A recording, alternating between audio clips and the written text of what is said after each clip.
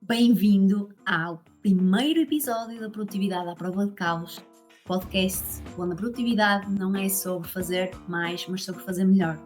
Aqui nós vamos usar o tempo como recurso estratégico para viver melhor e trabalhar melhor.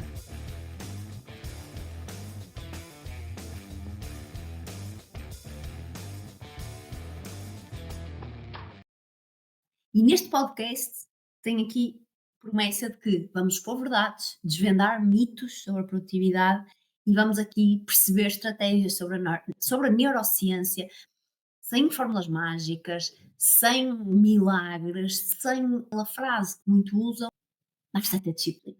Não, aqui não vai haver disso, ok? E eu comecei este episódio e este primeiro episódio, vamos celebrar, porque isto já está na gaveta há muito tempo e para falar sobre isso mesmo, precisamente, que nós temos esta coisa de adiar e adiar e adiar, à procura sempre do melhor momento, da melhor oportunidade, quando na verdade ela nunca vem, não é? Claro que, e neste caso, lançar este projeto finalmente está fora da gaveta, bora celebrar. Hum, Foi um projeto que foi adiado, que já estava pensado há um ano e meio, mas foi adiado por uma boa razão, e isso é a procrastinação boa, que é tu adiares determinadas ações, projetos, atividades, o que seja, porque não é aquele momento, não é prioritário naquele momento, e não era. Eu tinha outros projetos que eram muito mais prioritários e foi ficando na minha wishlist, não coloquei completamente de lado, foi ficando na wishlist. E eu prometi a mim mesma, no final de 2024, vamos começar a pensar nisto, vamos definir um objetivo para 2025, arrancar com o projeto. E cá estamos. Só que depois aconteceu uma coisa. No início do ano aconteceram aqui também outros projetos, lançamentos de programas, etc., acompanhamento de alunos, e quando dei por mim estava aqui outra vez a procrastinar isto, mas tive que tomar consciência de que efetivamente já estava a ser uma procrastinação, daquela que realmente depois começa a arrastar os projetos, não é? Ou, não é arrastar, é atrasar os projetos e a deixá-los cada vez mais fundos na gaveta. E portanto eu comecei a perceber que estava a criar muita desculpa e a trazer muito perfeccionismo cá acima, não é? E o perfeccionismo é sem dúvida um grande fator, uma grande causa da procrastinação. E a minha criança eh, com falta de confiança, com falta de autoestima, de vez em quando vem cá acima e é extremamente crítica consigo e traz o perfeccionismo cá acima. E isso, claro, depois começa a gerar aqui desculpas do género: não, tenho que estudar mais sobre esta técnica para conseguir filmar melhor, tenho que perceber como é que eu faço os roteiros de forma a cativar mais as pessoas, tenho que estudar sobre isto, tenho que estudar sobre aquilo, tenho que perceber se este programa funciona, como é que funciona o programa. E portanto eu comecei a planear desta forma. Só que ao planear desta forma, era uma espécie de adiamento do que eu estou a fazer agora, que é falar convosco, porque isto é uma coisa que eu amo, mas que, vamos ser sinceros, gasta, dreina energia a uma pessoa, não é? Exige esforço, exige aqui realmente muita energia da minha parte. E o nosso cérebro está sempre assim, não é? Está sempre a fazer esta avaliação custo-benefício. E quanto mais energia, quanto mais desconforto, porque sim, pessoal, estou desconfortável, eu fui sendo adiado porque eu só via desconforto e muito gasto de energia e muita complexidade e o meu cérebro sempre a dizer: "Pronto, deixa para outro dia, tens outras coisas mais importantes, tens que fazer aquilo, não te esqueças, estás numa fase complicada, tens de descansar". E portanto, começa a haver aqui aquelas desculpas que nos fazem acreditar que efetivamente é real e que não há volta a dar. E muitas vezes não questionamos. Eu comecei a questionar, não é? Eu, calma, não, isto já é o meu cérebro a tentar que eu coloque isto de lado. E portanto eu decidi, bora lá, vai ficar imperfeito, está tudo bem. Por isso é que uma pessoa vai continuando, sendo consistente, com o compromisso aqui, para ir melhorando, ok? E eu queria introduzir isto precisamente entrando já aqui na procrastinação e na verdade o que eu queria trazer-vos hoje é mesmo sobre a minha história, porque eu sei que muita gente desse lado também não me conhece e acho que é sempre importante haver esta conexão, não é? Saberem quem é que está deste lado, acho que é importante. E eu, pelo menos, acho que é importante. E bora lá, não é? Quem é a Helena?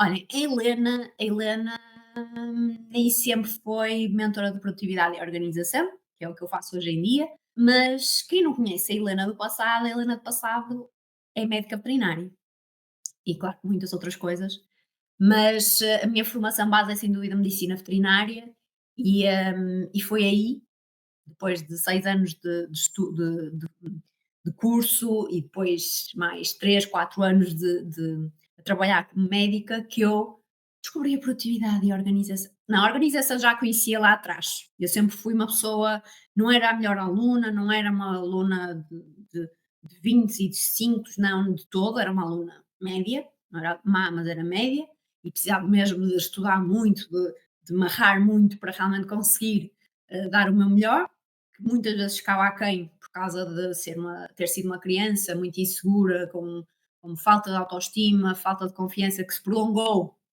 até ao trabalho, e já lá vamos, mas sempre tive o meu guia da organização, sempre me correu aqui nas veias, sempre fui muito organizada com as coisas da escola, no meu quarto, gostava de ter tudo direitinho, ter os meus cadernos direitinhos, limpinhos. Às vezes, quando eu começava a ver os cadernos todos uh, borratados e tudo riscado, eu escrevia tudo novo. E, portanto, eu era muito, sempre fui muito organizada nesse sentido, mas aqui, a nível de desempenho académico, desempenho escolar e depois desempenho a nível profissional, comecei a entender que não, faltava ali qualquer coisa, havia recursos que me faltavam. Só que saltaram mais aqui à vista, digamos assim, quando eu comecei a trabalhar. Porque é quando uma pessoa precisa de realmente mostrar o seu melhor, porque na escola vamos indo, vamos vendo, na faculdade as coisas vão rolando com algum esforço, como é óbvio, com esforço, não é algum, é esforço, mas as coisas são diferentes, não é? E portanto, quando uma pessoa está a trabalhar, tem que garantir um salário ao final do mês, já é independente e portanto há outros fatores ao barulho, e portanto eu realmente comecei a sentir esta pressão, esta ansiedade muito grande, e foi principalmente quando comecei a trabalhar que descobri a ansiedade, ataques de pânico e o burnout, ok? E por isso é que eu quero realmente trazer-vos essa parte da minha história para entenderem aqui este caminho até aqui. E, e dizer-vos que efetivamente eu cheguei a um burnout ao final de 2 anos de trabalhar, porque efetivamente esta minha criança insegura, com baixa autoestima, com falta de confiança, com baixa autoconfiança, vinha muito ao de cima. E isso fazia o quê?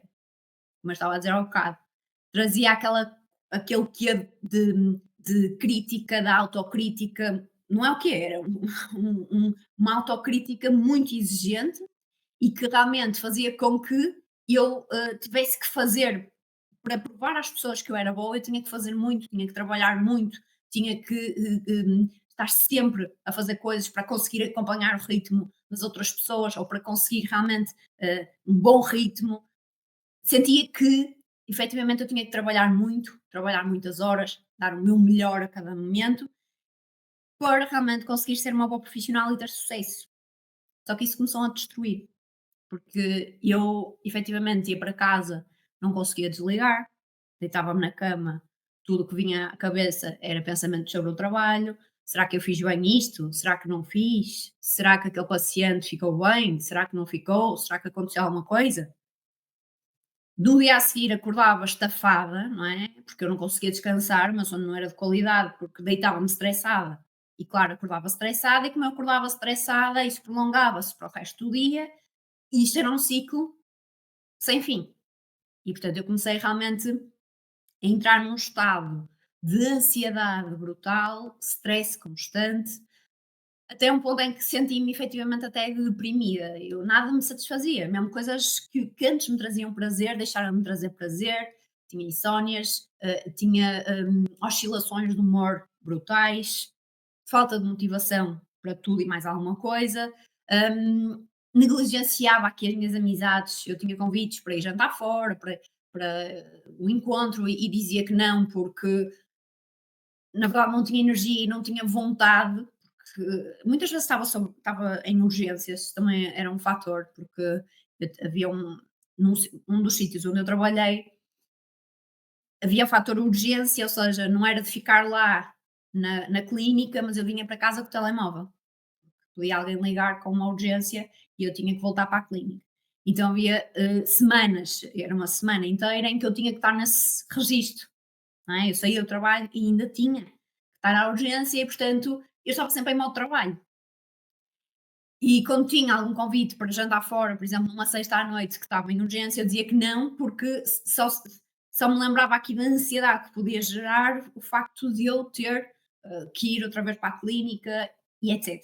Portanto, isto começou a criar aqui um ciclo muito negativo e muito pesado, até ao ponto de eu ir de férias com o meu namorado e não conseguia desligar, eu tinha a cabeça sempre no trabalho, sempre, porque achava sempre que tinha feito alguma coisa mal, que alguém me estava a criticar ou estava a falar mal de mim nas costas no trabalho, ou porque eu não estava a fazer determinadas coisas bem, etc. Pronto. E eu tinha sempre isto na minha cabeça. A minha cabeça não desligava, simplesmente.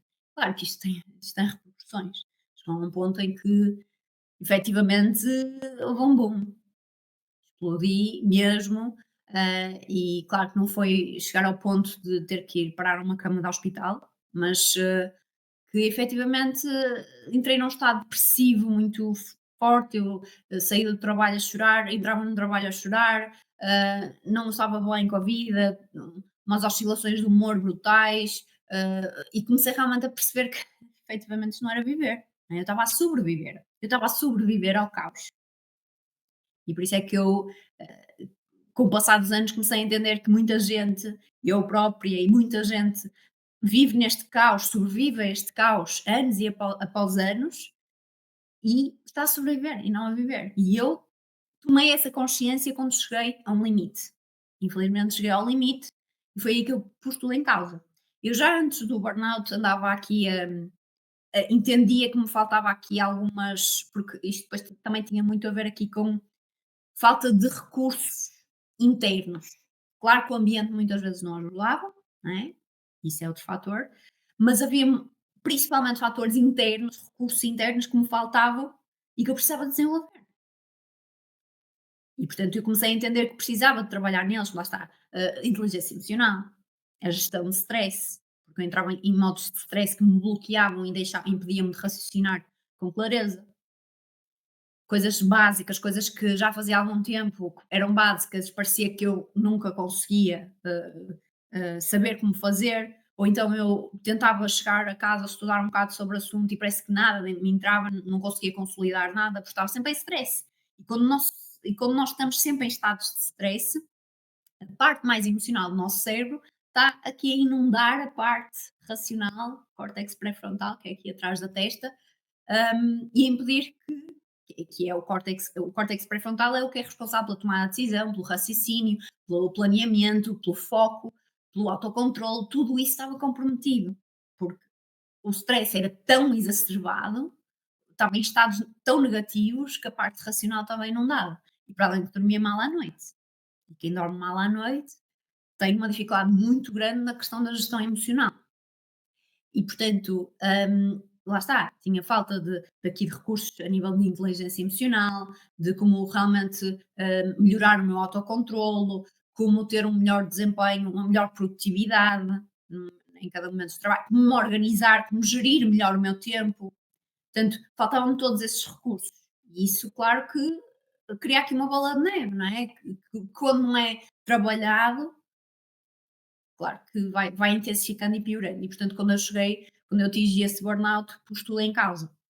E antes do burnout, efetivamente, já estudava, ou fazia algumas formações de produtividade para tentar perceber como é que eu podia ser melhor, como é que eu poderia melhorar o meu desempenho, mas nada ressoava comigo, parecia que nada funcionava comigo. Então entrei mesmo em desespero e frustração. Quando passei por um burnout, tive acompanhamento psicológico. Comecei-me a interessar muito realmente sobre a inteligência emocional e tropecei na neurociência. E estes fatores de gestão de tempo, produtividade, inteligência emocional e neurociência, quando encaixados, aí sim fizeram sentido na minha cabeça.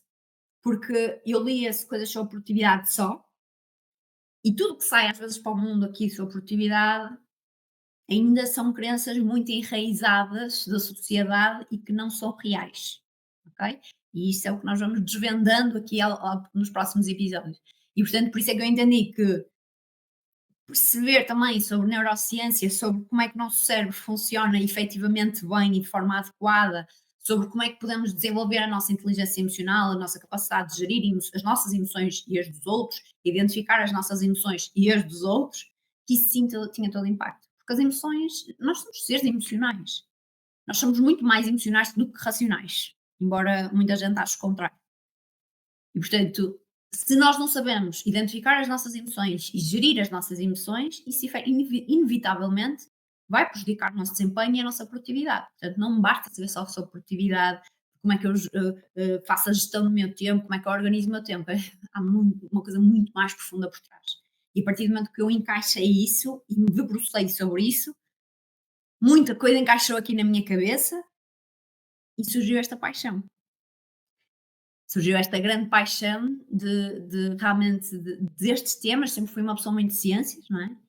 E portanto, quando comecei a estudar cada vez mais sobre neurociência, até porque já tinha aqui bases de como é que o cérebro, apesar de ser na parte mais animal, há muitas semelhanças e comecei realmente a entender que percebia muito da estrutura do cérebro, só que tinha que transportar aqui para a parte do comportamento humano e não animal, se bem que às vezes é semelhante.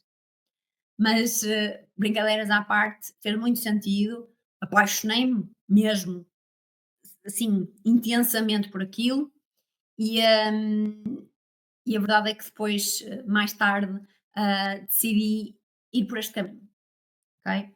E, comecei a entender que primeiro, porque eu depois passei por vários sítios aqui dentro de veterinária e não me querendo largar muito sobre isso, mas acho que é importante realmente falar sobre isto.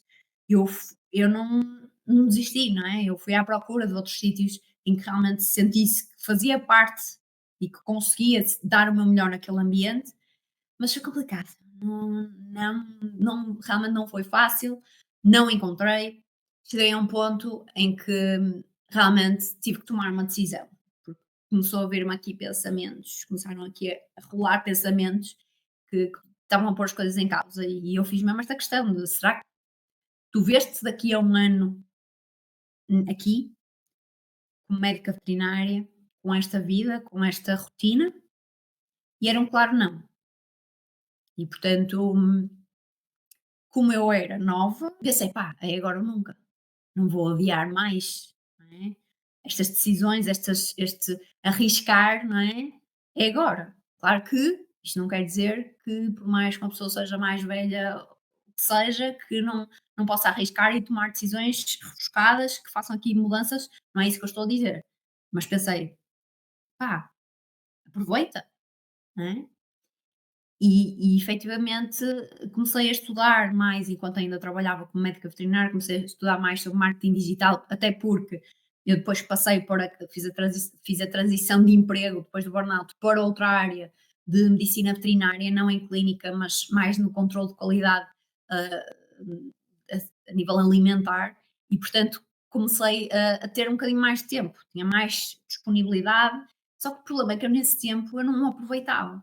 Não é? Eu era trabalho, já era consistente no ginásio, ginásio, Netflix, trabalho, ginásio, Netflix, ginásio, trabalho, Netflix, Netflix, ginásio, trabalho. E era assim a minha vida. Até que cheguei a um ponto, estava no sofá, e não me lembro, e disse: não, chega, chega, basta, basta, não vamos mais continuar neste registro.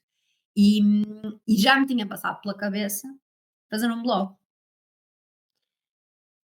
Só partilhar aqui de estilo de vida saudável, já tinha realmente estes hábitos construídos de algum tempo atrás e muita gente, amigos meus, pediam-me sempre muitos conselhos a nível de exercício físico, de receitas saudáveis, e eu pensei, por que não?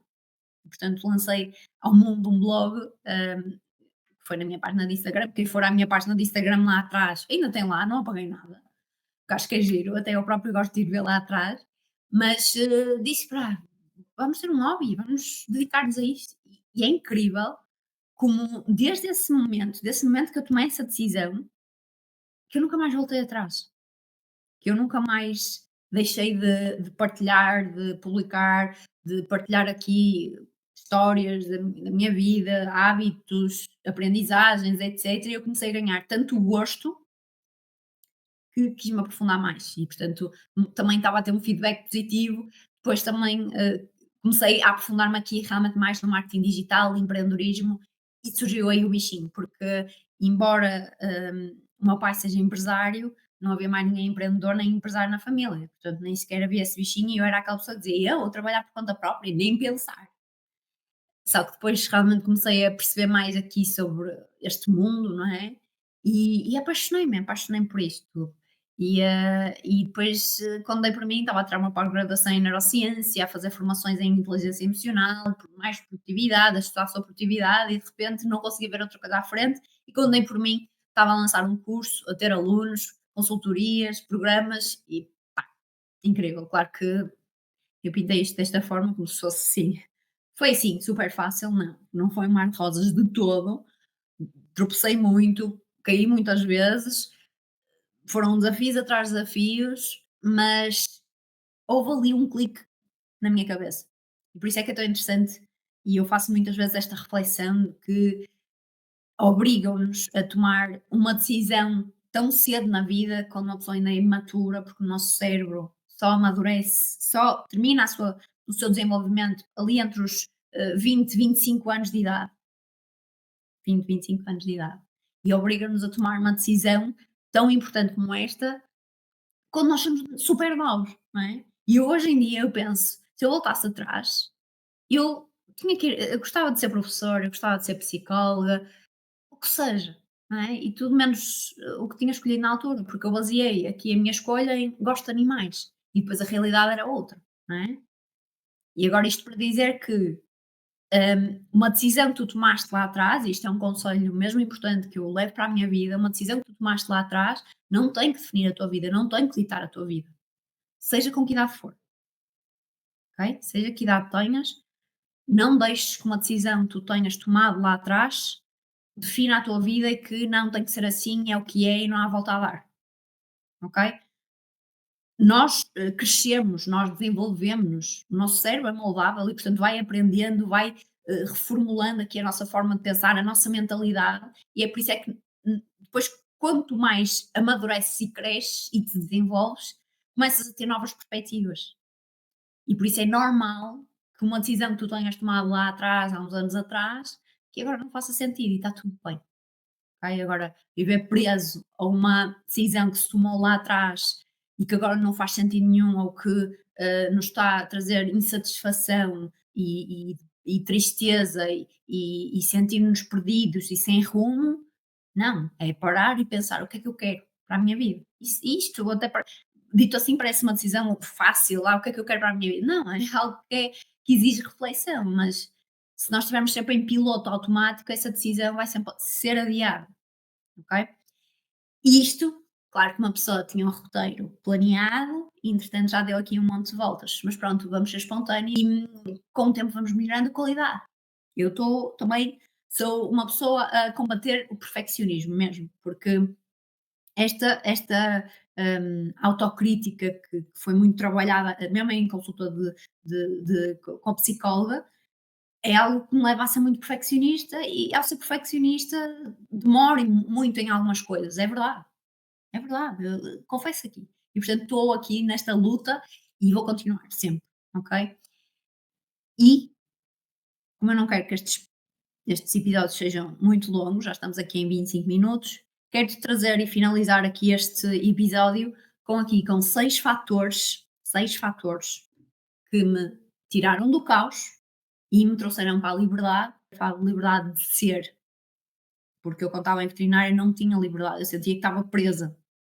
E portanto, vou-te dar aqui 6 fatores que efetivamente me levaram do caos à liberdade, à realização e à produtividade, ao alto desempenho, ok?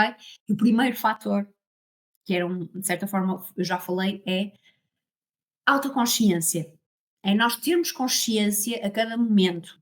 não só do que nós estamos a sentir, a nível de pensamentos, emoções, e também entender aqui se é algo que está a funcionar para mim, não está, o que é que eu vou fazer? O que é que eu vou mudar? O que é que eu vou reformular? Porque se nós não tivermos esta tomada de consciência de tempo em tempo, ou sempre, não é? Há muita coisa que nos vai escapar e que vai ficar camuflada na nossa rotina e que está ali a prejudicar-nos constantemente sem nós termos essa consciência. E, portanto, quando nós temos este processo de autoconsciência e autoconhecimento, que também acaba por incluir muito aqui esse fator, há coisas que tu começas a ter uma melhor percepção, um melhor conhecimento sobre ti, sobre o teu funcionamento, sobre a tua forma de pensar, porque os nossos pensamentos são muito poderosos nas nossas ações. Tudo o que tu fazes é fruto da forma como tu pensas, é fruto da tua mentalidade.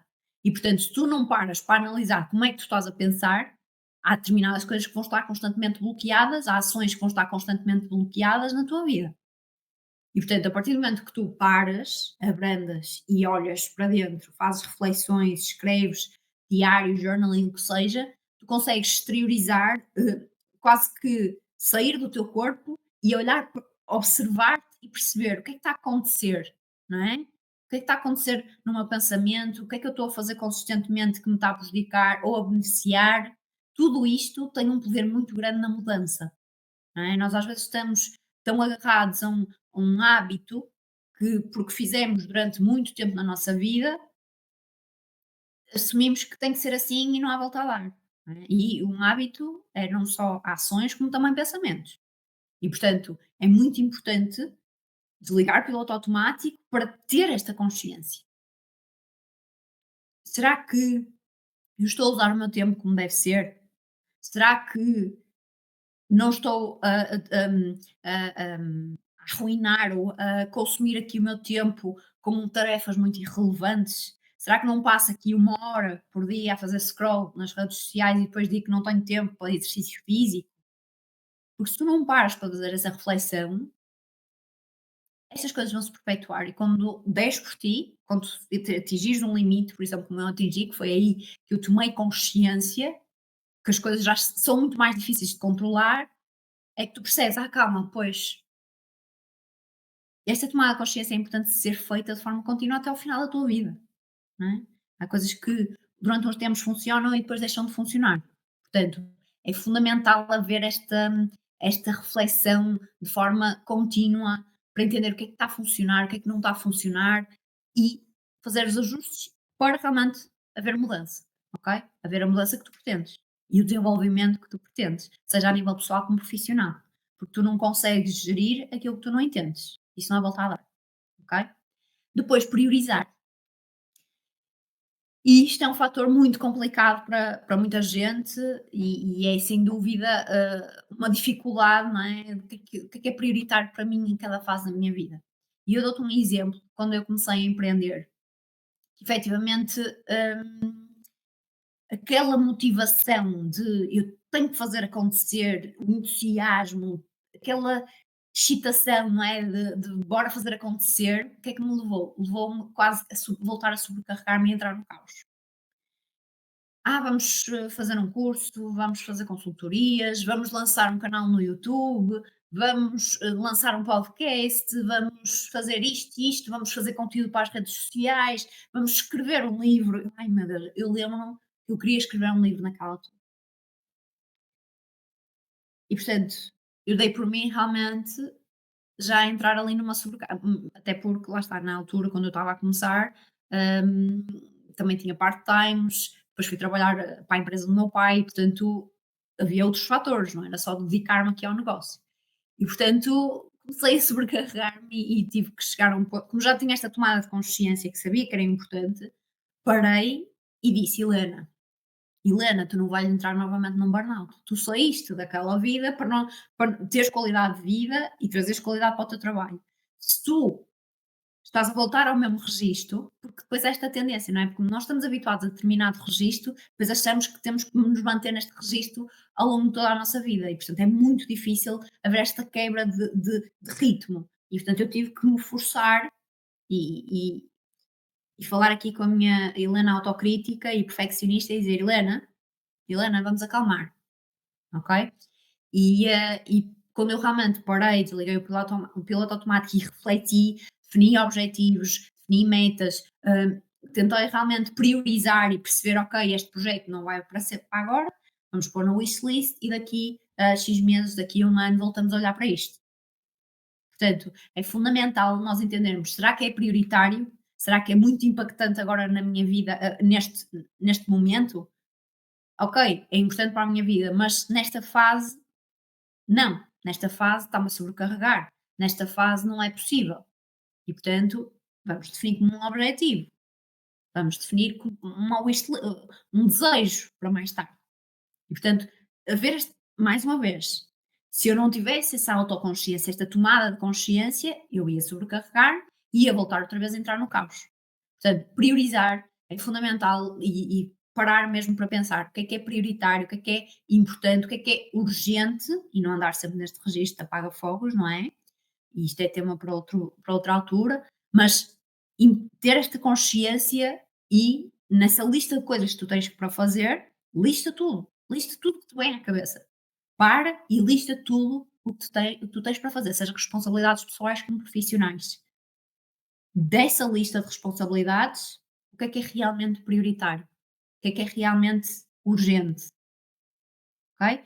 E filtrar, fazer, podar, não é? Como nós podamos as árvores, não é? Ou as plantas, não é? Que eu percebo muito sobre plantas, mas sei que podar é tirar as folhinhas que estão a mais, raízes, etc.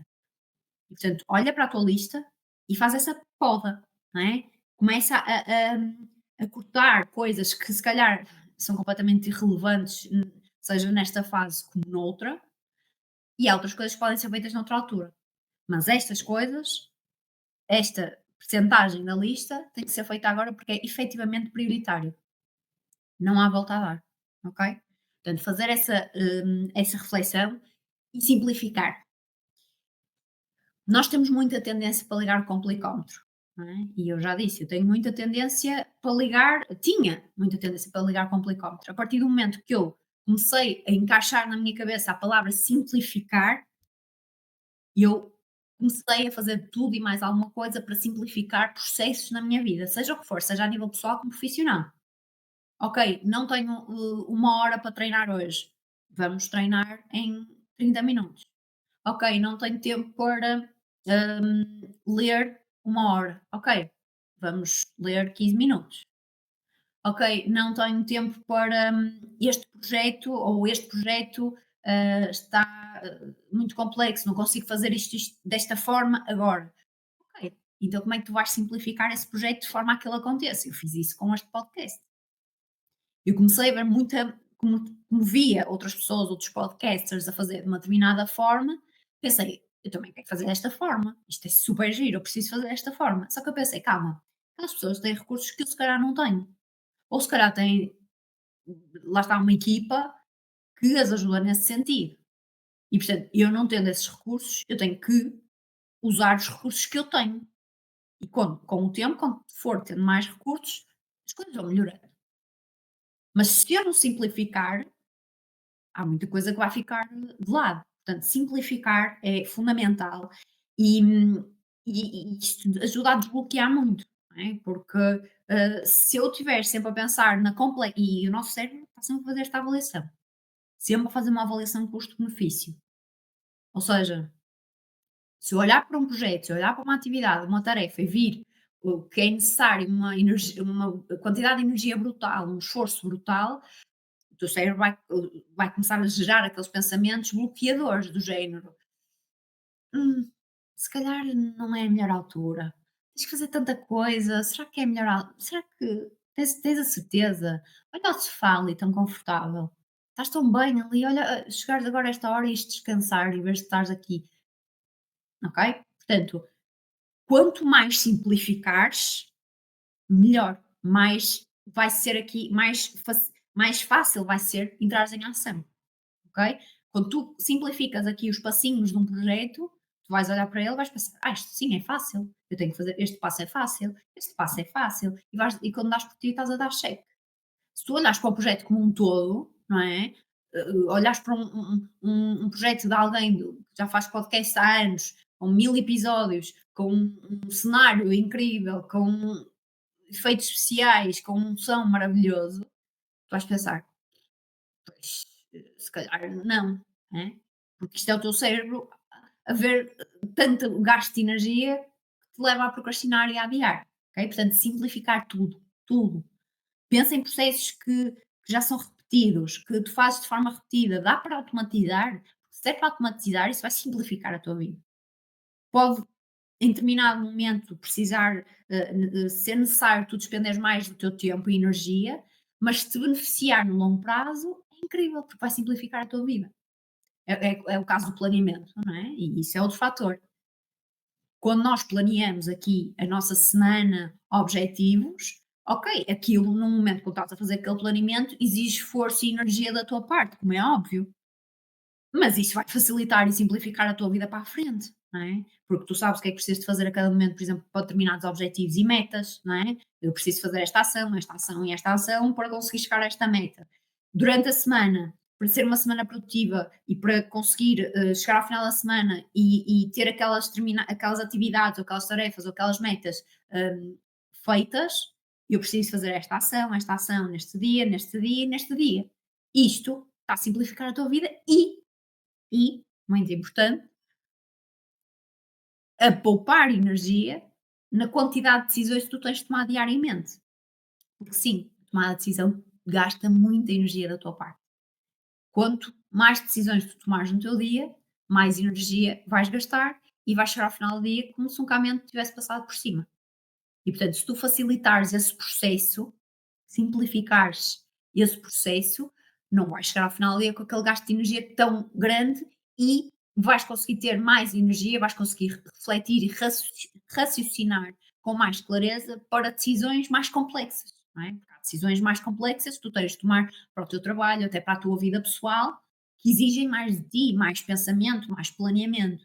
Agora, se tu passas o dia a tomar decisões pequenas ou grandes, a quantidade de energia que resta é muito pouca. Vê o teu cérebro ou a tua bateria, pensa numa bateria de um telemóvel. Nós somos muito semelhantes.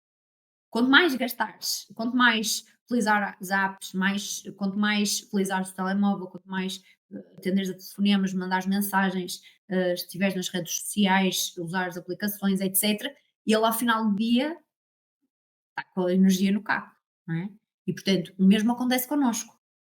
Se tu tiveres as tuas ações já previamente planeadas, tu já sabes, ok, eu tenho que fazer isto, eu tenho que fazer aquilo. Claro que há coisas que acontecem, imprevistos, que podem vir mudar isso, e isso faz parte, e isso é tema para outro dia.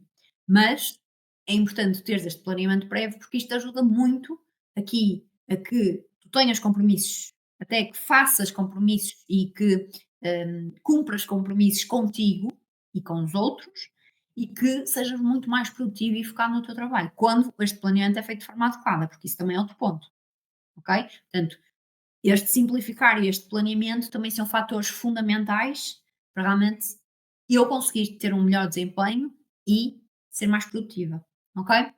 E ter metas. Foi também algo que eu falei aqui agora nesta explicação, não é? As metas, o teu cérebro, se não tiver aqui um prazo estipulado para determinadas atividades, vai começar aqui a alargar, a expandir o tempo, porque não sei se conhecem a lei de Parkinson. O que é a lei de Parkinson diz? Quanto mais tempo tu tiveres disponível, mais o trabalho se expande. Ou seja, se tu vês, se tu não vês um prazo, tu vais pensar sempre que tens tanto tempo, eu tenho tanto tempo, porque eu vou fazer agora? Não é? Quando tu tens um prazo, quando tu tens uma meta, tu estás a dar ali um limite, uma urgência ao teu cérebro. E quando tu dás essa urgência, a ação e a responsabilidade é muito maior. E, portanto, estas metas é fundamental para tu colocares em ação e conseguires chegar passinho a passinho ao objetivo maior, porque as metas são pequenos passos que te levam ao objetivo final, ok? Portanto, se tu não defines essas pequenas metas, tu nunca vais chegar aqui ao objetivo maior e importante, que tu definiste, não é? Que é importante para ti, é algo que definiste para ti. E portanto, definir metas vai-te permitir agir, ser mais proativo e procrastinar menos. E portanto, como tu tens esse limite, essa urgência, essa responsabilidade, é muito mais fácil para o teu cérebro entrar em flow. Porque o flow, tu atinges o flow quando há aqui um equilíbrio entre o desafio e a tua competência, não é? Porque tu tens de ter competência para a atividade, mas se for algo que está um bocadinho abaixo da tua competência, já fica monótono. E portanto tem que ser algo desafiante e portanto tu ao colocares esse limite no tempo, esse prazo, tu estás a elevar o desafio e estás a fazer com que nesses momentos de trabalho, de atividades que estão associadas a essas metas, haja mais responsabilidade, mais urgência e o teu cérebro reúne aqui mais dopamina, que é o que leva à motivação, não é? Para para tu fazeres, é aquela energia que surge, não é? Muita gente confunde a motivação com o entusiasmo e não é a mesma coisa, ok? Motivação é um motivo para a ação, é o que é aquela energia, entre aspas, que é gerada aqui no teu cérebro, quimicamente, é a libertação de dopamina que gera a motivação para tu fazeres. E essa motivação é muitas vezes disputada com estas metas, não é? Porque tu vês num determinado prazo vais receber determinada recompensa. E portanto isso faz com que tu entres em flow, haja aquela energia, aquela quando tu parece que o tempo passa e não, nem te apercebes. Por exemplo, agora entrei em flow, nem me apercebi que o tempo já passou e o tempo que eu tinha estipulado já passou. Ok? Portanto, isto é fundamental e depois a gestão de energia e foco. Nós olhamos sempre muito para a gestão de tempo e olhamos muito pouco para a gestão de energia e foco, e são recursos fundamentais e muito limitados. E portanto, há muito, são muito negligenciados e não deviam, até deviam ser mais importantes ainda que a gestão de tempo, porque o tempo passa, ele anda, anda, anda, anda, anda e está tudo, e continua, não é? O foco e a energia, se tu usares de forma desadequada, eles são limitados. E portanto é fundamental tu perceberes como é que é a variação da tua energia, como é que tu podes carregar a tua energia, como é que tu podes fazer com que consigas ter um melhor foco nos momentos de trabalho, com pausas, por exemplo, com autocuidado, com blocos de tempo, não é? Em vez de estar sempre a trabalhar 3 horas seguidas ou 2 horas seguidas, colocar blocos de 60 minutos, de 45 minutos, 30 minutos, porque isso ajuda aqui no foco, ajuda na gestão de energia também, ok? Portanto, os pilares da gestão de energia, gestão de tempo e gestão de foco são fundamentais para nós conseguirmos impulsionar o foco e a produtividade. Ok? Portanto, é fundamental protegermos aqui o nosso foco, não andarmos a disparar foco por tudo e mais alguma coisa, não achar que dominamos o multitasking, porque ninguém domina o multitasking. O nosso cérebro só é capaz de estar focado única coisa, numa única coisa de cada vez. Uma vez ouvi alguém dizer: eu inspiro ao multitasking na minha empresa. E eu fiquei, os funcionários devem estar mesmo muito contentes e muito energizados, porque o foco gasta muita energia. E, portanto, quando tu estás focado numa coisa, tu estás a gastar energia. E, portanto, para tu conseguires voltar a gerar, a preservar ou a elevar energia, tu precisas de, ao final de, no máximo dos máximos, 60, 90 minutos, carregar a tua energia com pausas e não é ir para as pausas para as redes sociais ou atender telefonemas ou responder um e-mail, porque aí estás a direcionar o foco para outra coisa e não está a carregar a tua energia, ok? Nas pausas é ir apanhar ar, não fazer absolutamente nada, às vezes só estar a divagar, comer alguma coisa, tudo isso são pequenos momentos de carregamento de energia que te vão permitir no bloco a seguir tu conseguires estar mais focado e teres energia para estar mais focado. Portanto, é importante que tenhas isto em mente de gestão de tempo, gestão de foco e gestão de energia eh, conciliados, ok? Portanto, em conjunto, devem ser trabalhados em conjunto. Se possível, perceber aqui como é que é a variação da tua energia ao longo do dia para tu colocar tarefas de mais impacto, mais complexas nessas alturas do dia, E portanto, é fundamental, porque se tu não sabes disso, por exemplo, eu sou uma pessoa que funciona super bem de manhã e sou super produtiva de manhã, e portanto, eu de manhã coloco o trabalho mais complexo possível. Eu sei que há determinados trabalhos que não é possível, mas se for possível dentro do teu trabalho, é o ideal porque isso vai elevar a tua produtividade e desempenho, ok? E portanto, é isto que eu tenho para vocês hoje, espontâneo, imperfeito. Eu espero que vocês gostem. E portanto, a ideia mesmo que eu te quero trazer aqui com este podcast é que a produtividade não é sobre fazer mais, não é tentar sobreviver ao caos, dominar o multitasking, fazer noitadas, não é isso de todo, ok? E portanto, estes próximos episódios, esta jornada, vai ser mesmo para te ajudar a perceber como é que podes passar do caos para um alto desempenho, para seres uma pessoa produtiva, com qualidade de vida e que consiga trazer também qualidade para o seu trabalho. É esta a minha missão, ok? Seja neste podcast, na minha página de Instagram, com os meus alunos, é esta a minha missão. Por isso é que é tão motivador, não é? Fazer acontecer, vir aqui realmente partilhar aqui o meu conhecimento, partilhar histórias de vida, histórias passadas, porque eu quero mesmo que entendam que efetivamente há coisas que saem para cá para fora da sua produtividade que se foram perpetuando no tempo, não é? Como a questão do multitasking, e que é importante ser desmistificado e quebrar de todo, de vez, estas crenças, porque isto acaba connosco, faz-nos entrar em caos, em stress, em estagnação, e acho que são coisas que ninguém quer na vida. Portanto, se este episódio fez sentido para ti, espero que partilhes com alguém, com amigos, com familiares, partilhes nas tuas redes sociais. Espero que sigas o podcast Produtividade à Prova de Caos, porque nas próximas semanas vamos ter aqui conteúdo muito incrível que te vai ajudar realmente a sair do caos e a seres mais produtivo no teu dia a dia, ok?